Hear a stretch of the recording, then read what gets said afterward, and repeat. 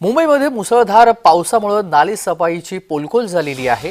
मुंबईतील नालेसफाईसाठी कोट्यवधींचा खर्च झालेला आहे, मात्र पहिल्याच पावसानं नालेसफाईची पोलखोल केलेली आहे। मुंबईतील नालेसफाईचं झालं काय, असाही प्रश्न उपस्थित केला जातोय। केशरी पेडणेकर यांनी सरकारला हा सवाल उपस्थित केलेला आहे।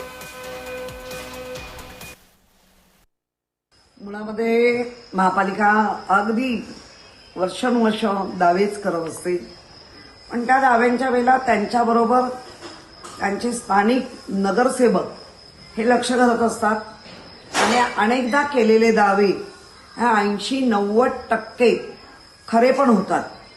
कारण बऱ्याच वेळेला नगरसेवक, सर्व पक्षीय नगरसेवक हे करून घेत असतात, त्यामुळे होत असतात। पण गेली 4 वर्ष दावे फोल ठरतायत। या महानगरपालिकेच्या 90,000 कोटीचे कितीतरी कोटी खर्च करूनही मुंबई सुरक्षित ठेवत नाही आहे। त्यामुळे यावेळेला मुंबईकर ठरवतील सुरक्षित मुंबई कोणाच्या हातात द्यायची।